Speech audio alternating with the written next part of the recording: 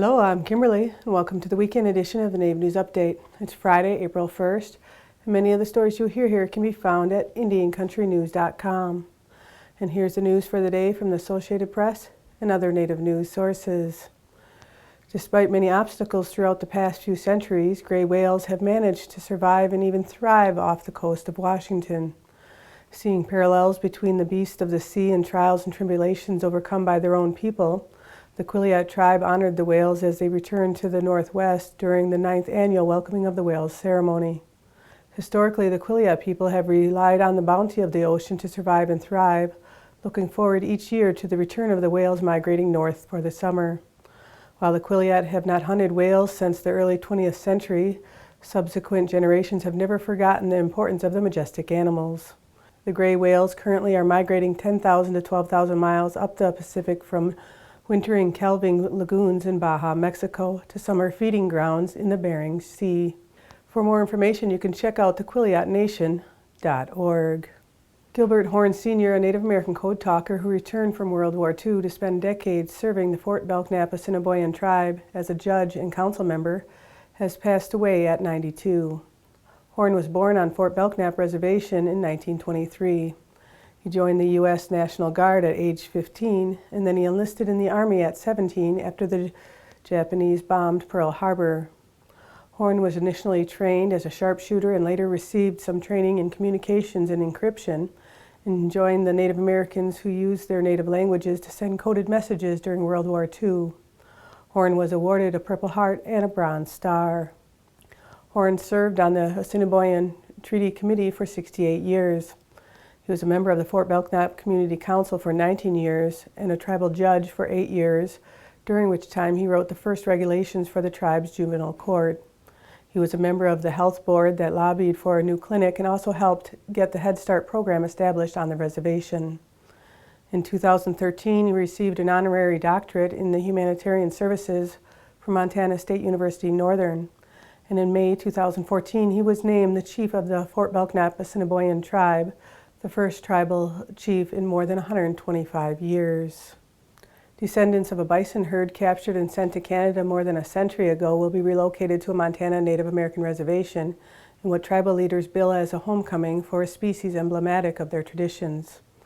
The shipment of the animals from Alberta's Elk Island National Park to the Blackfeet Reservation follows a 2014 treaty among tribes in the U.S. and Canada. That agreement aims to restore bison to areas of the Rocky Mountains and the Great Plains where millions once roamed. The 89 plains bison will form the nucleus of a herd that the tribal leaders envision will soon roam free across a vast landscape: the Blackfeet Reservation, nearby Glacier National Park, and the Badger Two Medicine Wilderness, more than 4,000 square miles combined. The lineage of Elk Island's bison, which experts say are free of cattle genes, traces back to a small group of animals captured by several American Indians on Blackfeet land just south of Canada. On March 23, 2003, 23-year-old Private First Class Lori Piestewa became the first Native American woman in history to be killed in combat. In 2001, Lori Piestewa enlisted in the Army and was assigned to the 507th Maintenance Company. Her unit was deployed to Iraq in March of 2003. On March 23rd, just 3 days into the war, Piestewa was driving a Humvee filled with repair and support personnel. After a navigation error, they ended up at an Iraqi checkpoint and came under heavy gunfire from all sides. At first, Piestewa evaded the onslaught with swift driving, but as her Humvee was belted with artillery, they sustained a number of casualties. In the mayhem, Piestewa helped rescue 2 soldiers.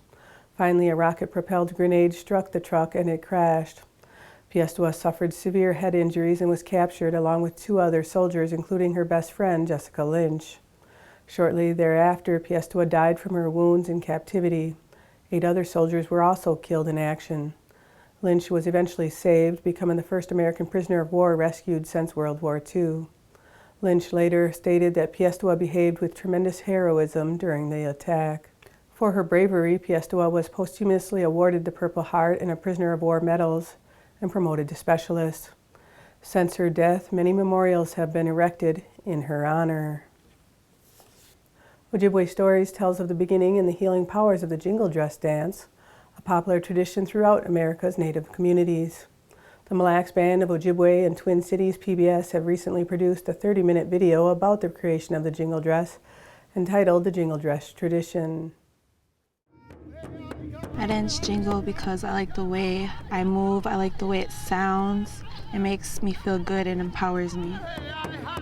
You want to learn how to dance jingle in the correct way from where it originated.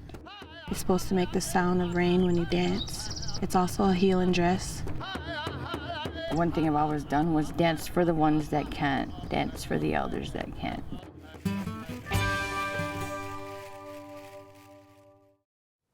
The first time the jingle dress was danced during the ceremony, tradition says the sounds of the jingles cured a small girl who was able to rise from her sick bed and eventually join in with the dancers. Ever since, the dress has been known as having healing qualities.